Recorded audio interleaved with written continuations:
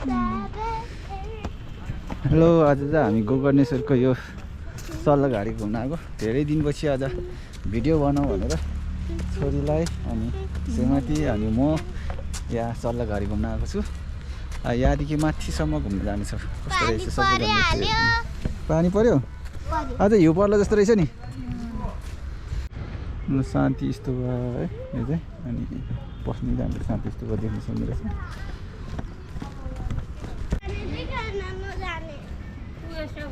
ल हामी यहाँ पहिले आउने बित्तिकै यो एउटा रहेछ नि, हामी यो पनि देख्न सक्छौँ कति राम्रो। खेल्ने जस्तो छैन, पार्क मात्रै रहेछ।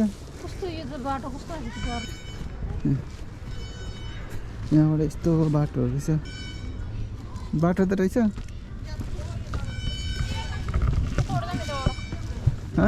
त्यहाँबाट बाटो छ र? मङ्कीहरू, मङ्कीको बेबी टोक्ने खालको रहेछ नि यो।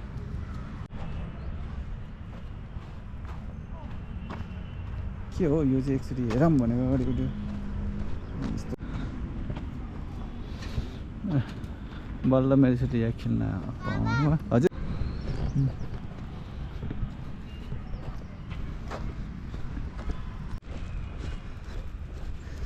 कहाँ नै पुगिन्छ भने त यही रहेछ त नि। रुखमा ग्लु रहेछ र?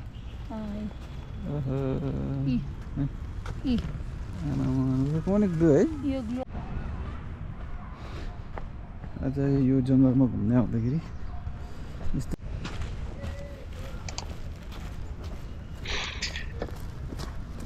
जीवनको साँचो खुसी ठुलो कुरोमा होइन, परिवार र प्रकृतिसँग बिताएका साना पलहरूमा लुकिएको हुन्छ।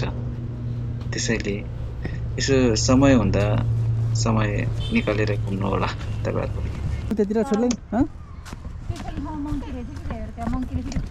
एकछिन त्यो खेल्नुमा लानु पर्ला छोड्लाई।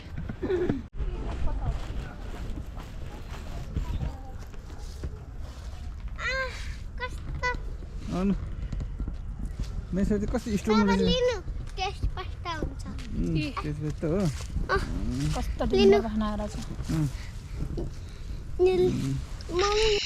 जिन्दगीमा हामी धेरै बिजी हुन्छौँ, तर कहिलेकाहीँ नेचरमा जानु, परिवारसँग टाइम स्पेन्ड गर्नु, यो नै सबभन्दा ठुलो ह्याप्पिनेस हो।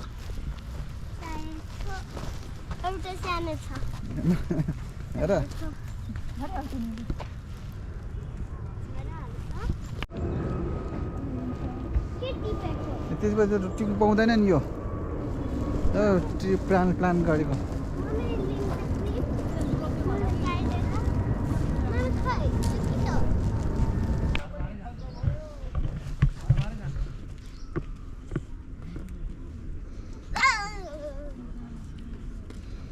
आउनुहोस् बाबा त झरिरहेको छ नि यस्तो ठाउँमा।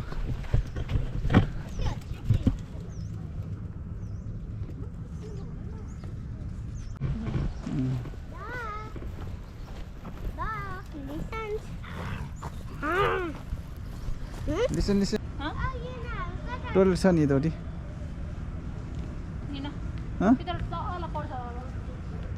तल पर्छ र अन्त सोध्यो पर्छ।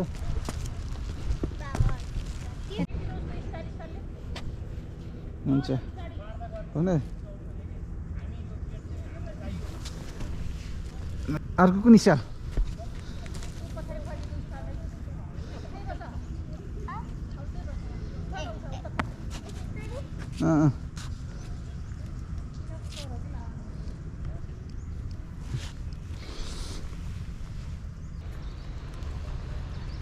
छोरीले आजको यो डाँडामा घुम्न कस्तो लाग्यो छोरी?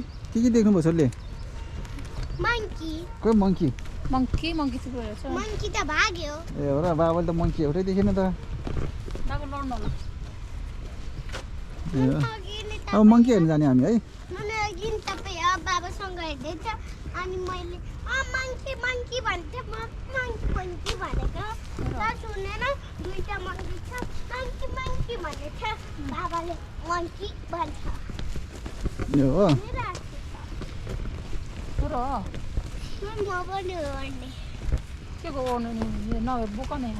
के हुन्न अलि माथि गएर हिँड्नु न। घाँसले ए छोरी जङ्गल घुम्न आउने भने मान्छेले अनि घाँसले समात्यो भनेर हुन्छ त बेबी जङ्गल घुम्न आउने मान्छेले आयो आयो ल आउनु आउनु यसोले के गर्दा नि हो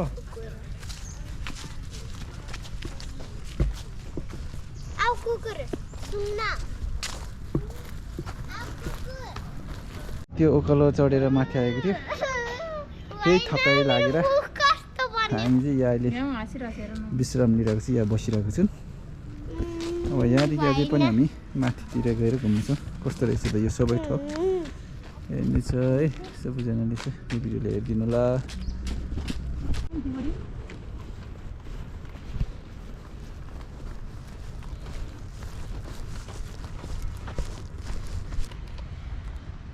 अस्ति आएर नि यहाँ अस्तितिर चाहिँ नयाँ वर्षमा आएर नि ए हो र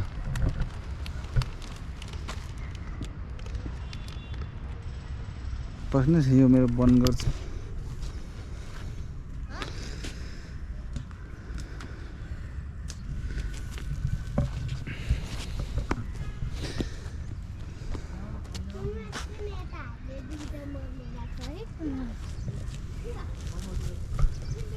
यो माथि चढ्ने हामी चढ्नु सरी निस्केपछि के हुन्छ कि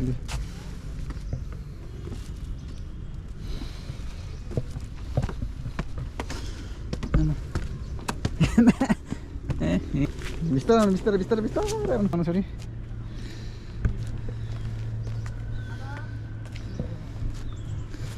मम्मीसँगै आउनु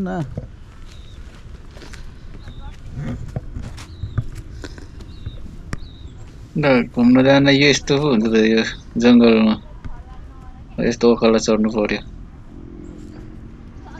घुम्ने भनेको होइन अब मजाले यो जङ्गल चढ्नु ओकालो छोरीले अब डोराले भएको छ मेरो म छोरीको मम्मीलाई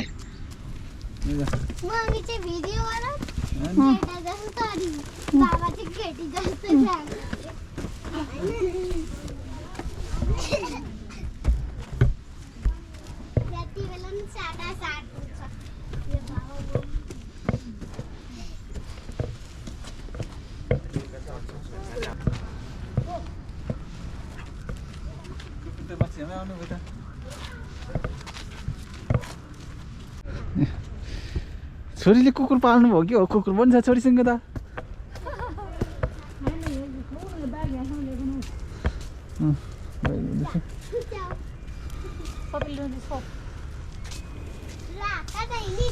ल आज यो गोकर्णेश्वरको जङ्गलमा अब मान्छेहरूको भिड यति धेरै छ यतापट्टि यो डाँडामा घुम्नलाई अब म यहाँ चाहिँ यो फोटोहरू खिच्दैछु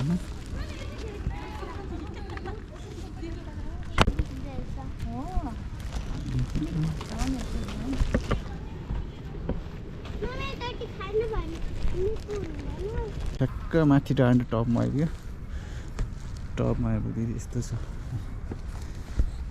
बल्ल तल्ल हिँडेर हामी यता आइपुग्यो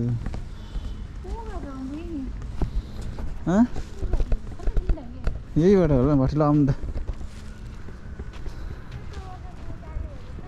यस्तो घर रहेछ यहाँबाट जाने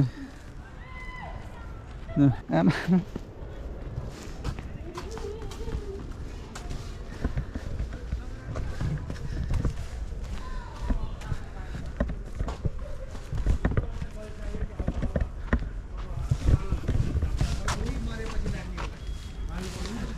यस्तो रहेछ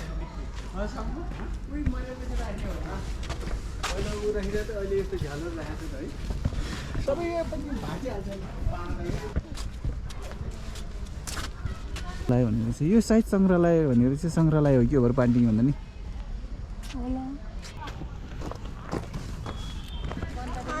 साहित्य सङ्ग्रहालय रहेछ यो छोरी हिँड्न गाह्रो भयो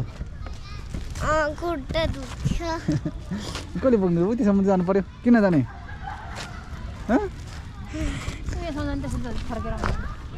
दुईजना हिँड्नलाई यति गाह्रो भएर मेरो शरीर थियो अहिले नभएको यहाँ जङ्गलमा चिज खानु पुरै दुख्छ के हो रे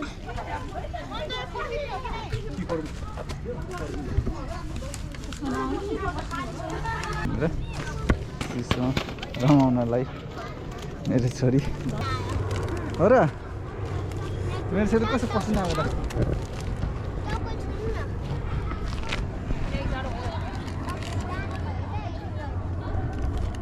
बन्द हो त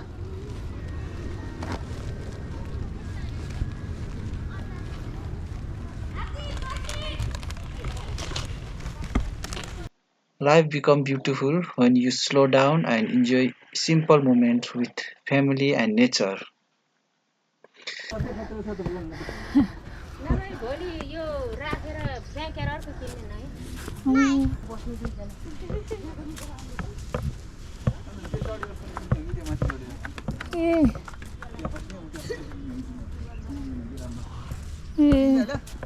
नहीं किसने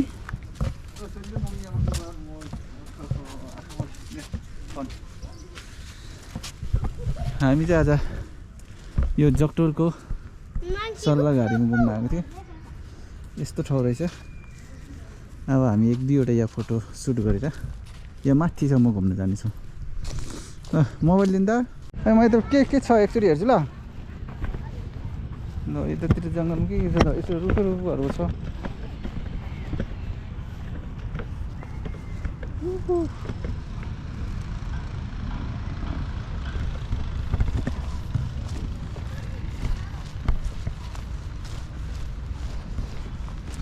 यतापट्टि होइन हामी उतापट्टि जाउँ उतापट्टि बस्ने एकछिन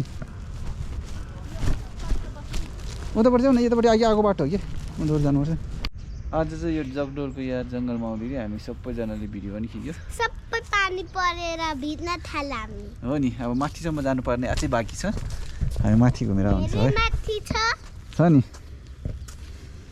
एनिमल्स हेर्नलाई त कति धेरै बाटो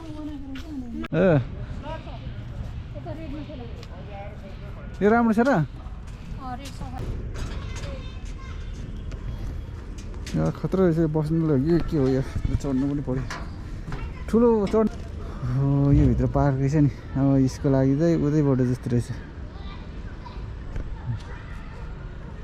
टिकट काटेर आउनु पर्ने सरी हजुर त्यही आउँछु म यहाँ हुँदैन यस्तो डर लाग्दो रहेछ यसो हल्लिँदो रहेछ किन यहाँ आउने र उता माथि आइज उता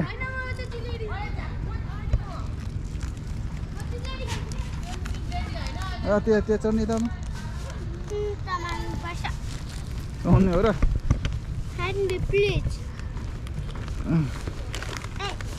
त्यो माथि चढ्ने भनेको र आज चाहिँ हामी सबै घुमेर अब चाहिँ फर्किने कस्तो आज मौसम कस्तो थियो छोरी